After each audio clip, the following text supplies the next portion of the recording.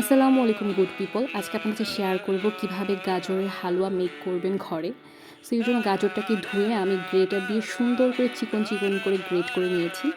এরপর আমি ঘিতে এটাকে ভেজে নিচ্ছি কয়েক মিনিট। আমি আঁচটা কমিয়ে রেখেছি, খুব বেশি বাড়িয়ে দেইনি। এরপর আমি এখানে অ্যাড করেছি হাফ কাপ চিনি, যেটা হচ্ছে একটা ক্যারামেল তৈরি হবে আর সাথে টেস্টটা দ্বিগুণ হয়ে যাবে।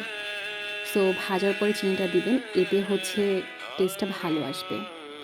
আর এটাকে হাই হিটে ভাজা যাবে না, এতে কালার চেঞ্জ হয়ে যাবে, খেতে ভালো লাগবে না, টেস্টটাও খারাপ আসবে। এরপর এখানে আমি পানির পরিবর্তে এখানে আমি ঘন গরুর দুধ ব্যবহার করছি, পুরো ১ কাপ। চাইলে আপনারা মিলিয়েও দিতে পারেন কিংবা পানিও ব্যবহার করতে পারেন, তবে দুধটা দিলে টেস্টটা কিন্তু আমার মতো বেস্ট আসবে। এরপর আমরা বেশ কিছুক্ষণ এটা জাল দিয়ে নিয়েছি, মাঝে মাঝে নেড়ে দিয়েছি যাতে লেগে না যায়।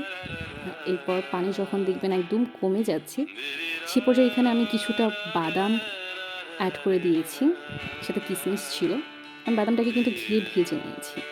খুব সুন্দর করে এটাকে সবগুলো ইসের সাথে মিলিয়ে দেন পানি শুকিয়ে গেলে এখানে আমি ৩ টেবিল চামচ গুঁড়া দুধ ব্যবহার করেছি, যেটা হচ্ছে একদম একটা ক্রিম টাইপ ফ্লেভার দিবে।